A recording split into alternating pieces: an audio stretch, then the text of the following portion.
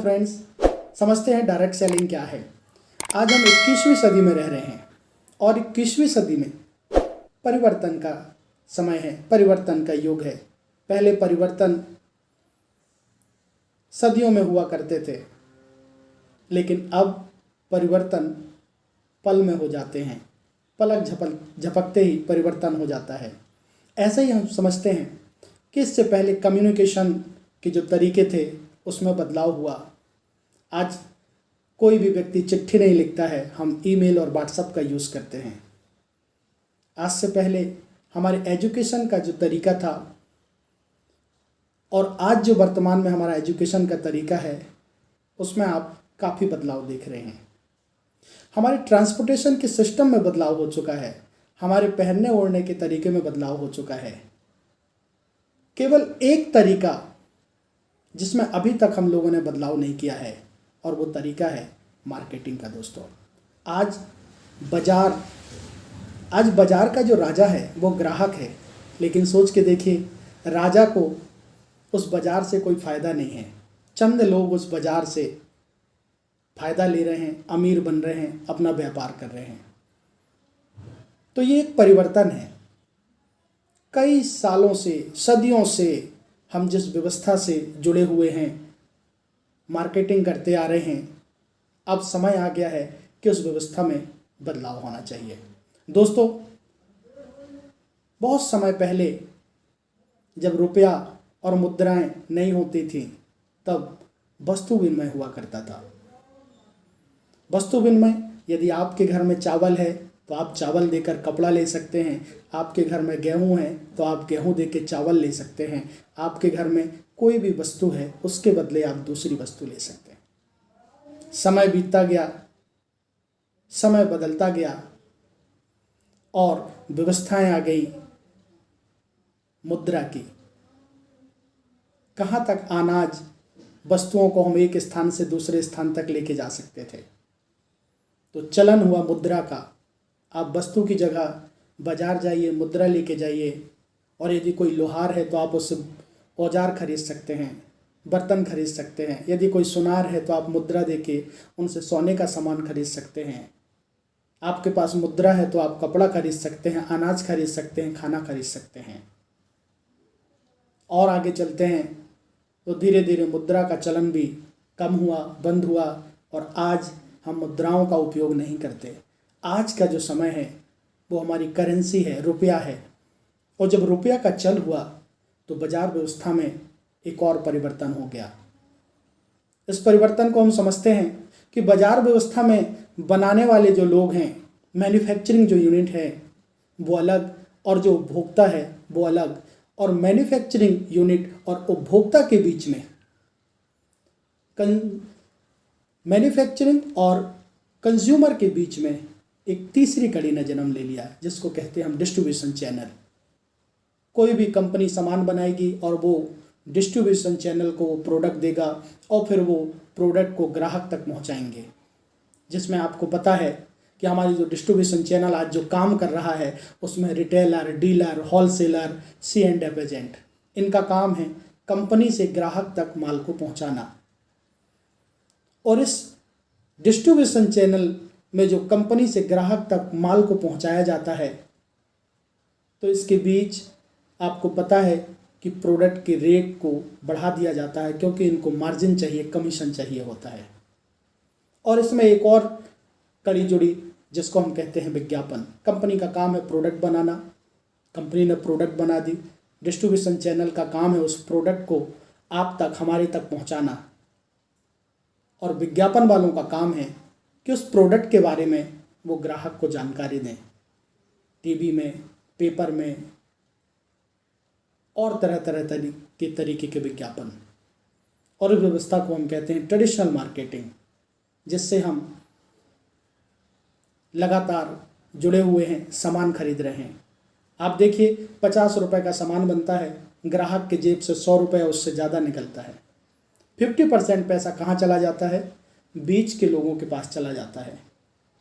जो डिस्ट्रीब्यूशन के चैनल में जुड़े हुए लोग हैं उनके पास चला जाता है, और बहुत सारा पैसा प्रचार करने वाले लोग लेके चले जाते हैं। यही व्यवस्था आज बाजार में प्रचलित है और मेरे पिताजी, मेरे दादाजी ने इसी व्यवस्था से सामान को खरीदा है दोस्तों। और सामान खरीदने से हम बाजार में केवल पैसे दिए हैं। कहते हैं कि ग्राहक देगा कैश और बीच के लोग करते हैं ऐश। यही हमारे साथ हो रहा है। कुछ बुद्धिजीवी लोगों को ये बात समझ में आई, उन्होंने इस व्यवस्था में थोड़ा बदलाव किया। इसमें भी परिवर्तन हुआ। क्या परिवर्तन हुआ? बनाने वाली कंपनी और कंपनी ने ये सोचा कि अब ग्राहकों को हम अपने पास बुलाएं और इन बीच के लोगों को अलग किया जाए।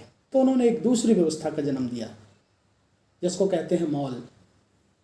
कंपनी अब अपने प्रोडक्ट को बनाकर मॉल में रखने लगी और मॉल में आपको बढ़िया एटमॉस्फेयर, एसी का हवा, खाना पीना सब मिलने लगा।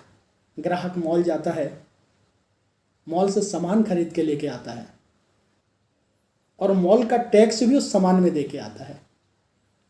दोस्तों, इस व्यवस्था में ग्राहक को सुविधाएं तो मिली, ऐशो आराम के साधन तो मिले, लेकिन 50% पैसा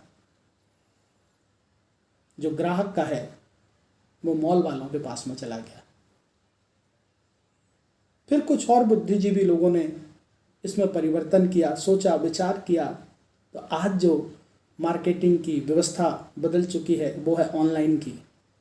कंपनी अपनी जगह है, वो प्रोडक्ट बनाती है। हम लोग प्रोडक्ट को मोबाइल में देखते हैं, मोबाइल में देखने के बाद उसका ऑर्डर करते हैं और प्रोडक्ट हमारे घर आ जाता है। Online delivery system.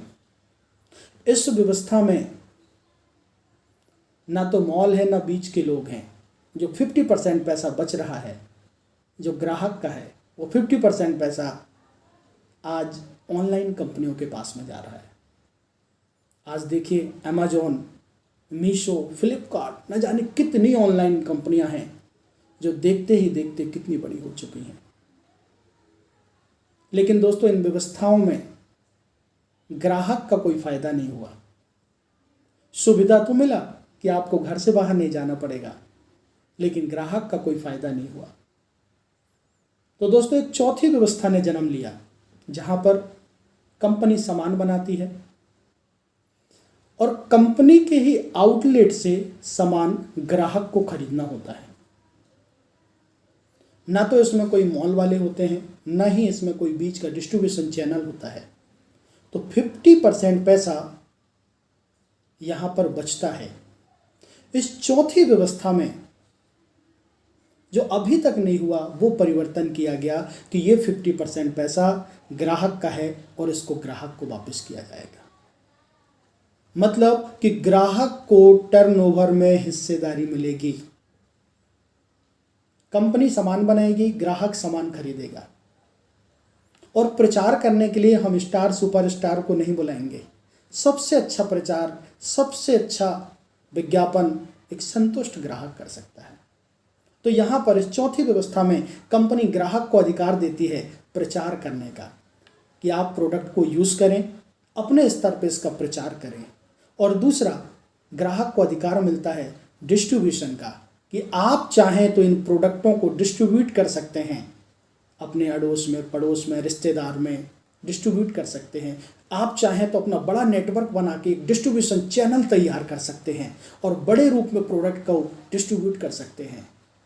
इसमें कोई भौगोलिक सीमा नहीं है, कोई ज्योग्राफिकल इसमें लिमिटेशन नहीं है कि आप जिस क्षेत्र में रहते हैं केवल वहाँ काम कर सकते हैं। आप ऑल ओवर इंडिया में और ऑल ओवर वर्ल्ड में इस काम को कर सकते हैं। तो ये चौथी व्यवस्था डायरेक्ट सेलिंग व्यवस्था है दोस्तों, जिसकी आज हम बात कर रहे हैं। कंपनी सामान बनाएगी, ग्राहक सामान खरीदेगा, बीच में और कोई नहीं होगा। जो भी टर्नओवर होगा उसमें आधे आधे की हिस्सेदारी कंपनी का और ग्राहक का। मतलब ग्राहक को कंपनी टर्नओवर में अब हिस्सेदारी मिलेगी। आज सोच के देखिए कि हम 50 साल पहले जिन दुकानों से सामान खरीदे हैं, हमारे दादाजी ने, हमारे पिताजी ने, क्या आज उस दुकान में हमको कोई हिस्सेदारी मिल सकती है? कभी नहीं मिल सकती दोस्तों। लेकिन डायरेक्ट सेलिंग में आप कोई अच्छी कंपनी में जुड़ते हैं और उनके प्रोडक्टों को यूज़ करते हैं तो आने वाले 5 साल, 10 साल, 20 साल में, 25 साल में आप कंपनी में एक बड़ी हिस्सेदारी ले सकते हैं। तो दोस्तों, डायरेक्ट सेलिंग में अभी तक बाकी मार्केटिंग व्यवस्था में ग्राहक का शोषण हुआ, लेकिन डायरेक्ट सेलिंग में अब ग्राहक को एम्पावरमेंट किया जा रहा है। आप सोच के देखिए, हमारे देश में इस व्यवस्था को सुचारू रूप से चलते हुए आज 25 साल हो रहे हैं और 25 साल में आप जो माहौल देख पा रहे हैं वो आपको पता है, लेकिन अगले 25 साल आप सोच के देखिए इसका भविष्य क्या होने वाला है। आज हमारी सरकार इस व्यवस्था को बढ़ाने के लिए लगी हुई है। आज से 25 साल पहले इस व्यवस्था को जानने वाले, इस व्यवस्था को सिखाने वाले लोगों का अभाव था, लेकिन आज हमारे पास बड़े बड़े ट्रेनर हैं जो इस व्यवस्था को बढ़ा रहे हैं, सिखा रहे हैं, ट्रेनिंग्स दे रहे हैं। आज से 25 साल पहले इस व्यवस्था को किताबों में नहीं पढ़ा जाता था, लेकिन दोस्त आज एकेडमिक में डायरेक्ट सेलिंग को पढ़ाया जा रहा है। भारत सरकार डायरेक्ट सेलिंग को बढ़ा रही है। क्योंकि सरकार के पास आज नौकरी नहीं है और सरकार कह रहे हैं कि सेल्फ एम्प्लॉयमेंट, आप नौकरी मांगने वाले नहीं, नौकरी देने वाले बनो दोस्तों। तो डायरेक्ट सेलिंग ही वो इंडस्ट्री है जहां पर आप जितने चाहें उतने लोगों को काम दे सकते हैं, रोजगार दे सकते हैं और हम अपने देश के सच्चे सपूत बन सकते हैं। तो दोस्तों, एक अच्छी डायरेक्ट सेलिंग कंपनी को चुनिए, उसके प्रोडक्टों को उपयोग करिए, उसकी जानकारी लीजिए और पार्ट टाइम में डायरेक्ट सेलिंग को बिल्ड कीजिए। बेसियो, best of luck. Direct selling से जुड़ी और अधिक जानकारी के लिए हमारे इस चैनल को लाइक करें, सब्सक्राइब करें। Thank you for watching.